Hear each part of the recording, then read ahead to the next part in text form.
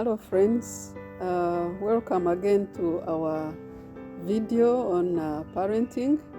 Welcome today. We are glad that you are following with us, and today we have a special time together when we are going to be explaining the origin of the School of Parenting.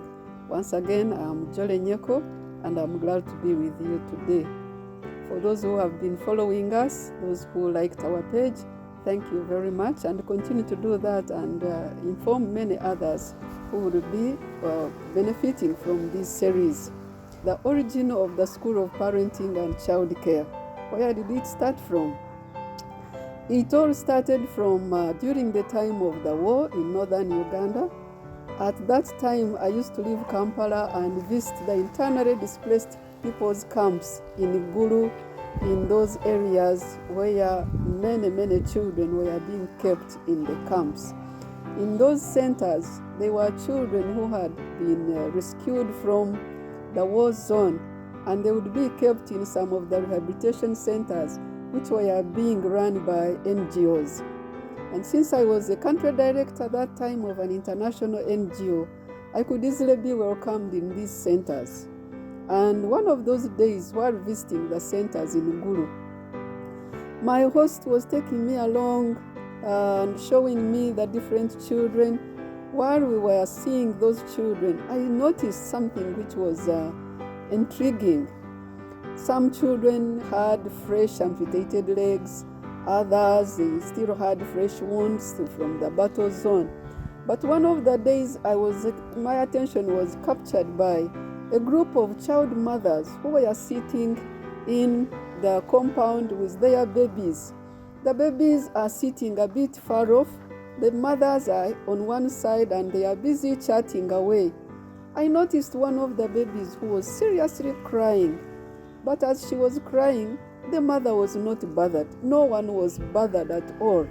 I asked my host, how come this baby is not being attended to?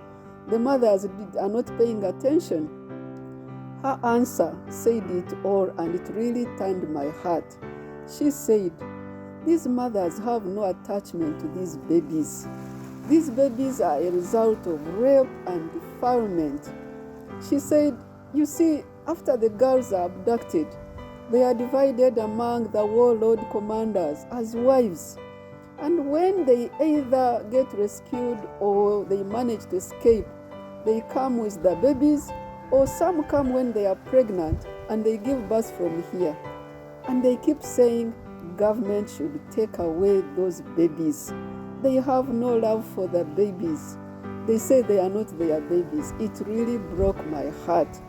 Both the mothers and the babies. I really looked at the babies.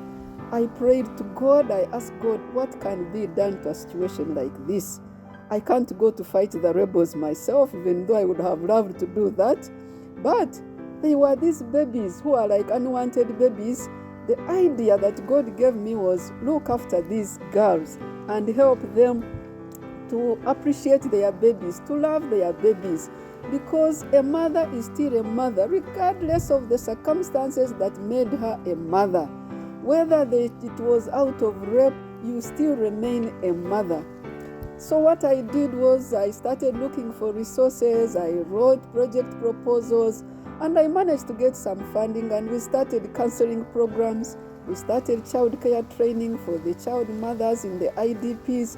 The idea of the School of Parenting was just being born. From that day on, we kept on doing that training for the mothers. We helped them in income generation activities. We started the early childhood development centers in the IDPs. At that time, there were no centers, daycare centers for the children. We started those ones and we were training them. After that, when the IDPs, the internally displaced people's camps, were disbanded, we continued to do trainings, both for parents and intending parents in other communities of Uganda where we worked. In addition, we visited schools and addressed parents at PTA meetings, the Parents Teachers Association meetings. We visited churches. We spoke to groups of parents. we spoke to associations, we spoke to clubs. We still do that, and you are still welcome to invite us to your gatherings to address your people. In 2015, we officially launched the School of Parenting, and at the launch, the Commissioner for Youth and Children was the main guest, was the chief guest. During the trainings that we held after that, the participants would be asking for handouts. They want notes. So we had to develop, up to that time we had not even developed a training curriculum. We had to develop a training curriculum. We developed the notes, we organized our notes properly, and some of the notes at that time, I put them together in a small booklet, which I called You Can Be a Wonderful Parent. I still have copies of that booklet. We thought that it is better to put them in a booklet because when you give out notes, you never know where the notes end. They end up writing sigiri. But when we had the booklet, people bought the booklets at 10,000 shillings each. I still have copies for anyone who would want. It's a popular version. Whoever reads it, you can read it in one session and you'll finish. Whoever reads it comes back for a copy for a friend.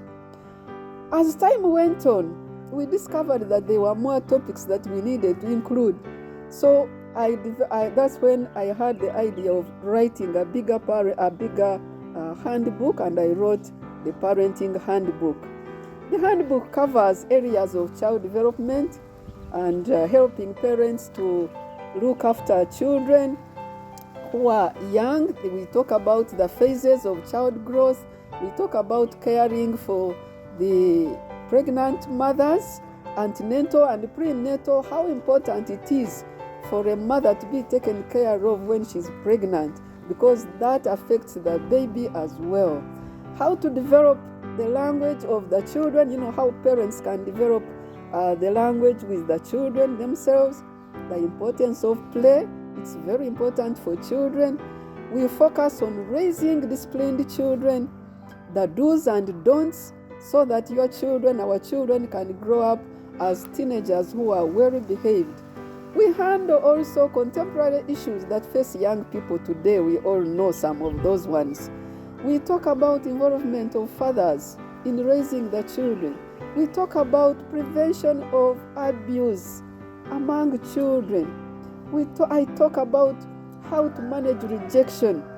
When a parent who grew up in rejection, you end up passing on that rejection to your children. So I talk about how to deal with rejection so that it does not affect your children, and many, many other topics that we handle. You really need to get a copy for yourself.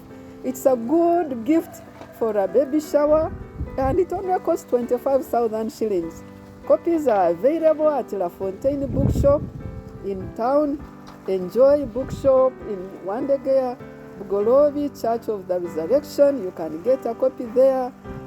You note that during COVID time, when there was the lockdown, the School of Parenting went virtual.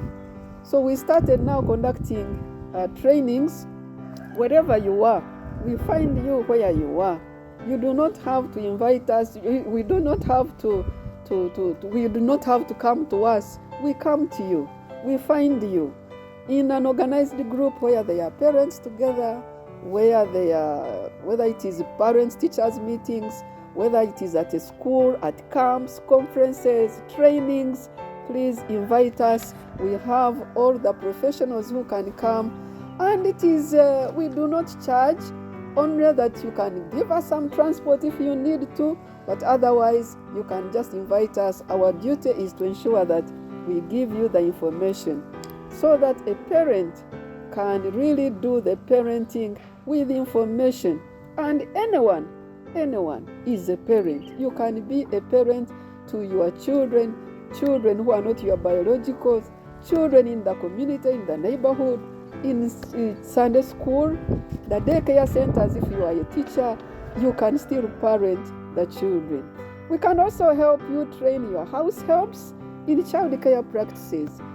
So friends, I welcome you to the School of Parenting and Childcare, the only one in Uganda and elsewhere.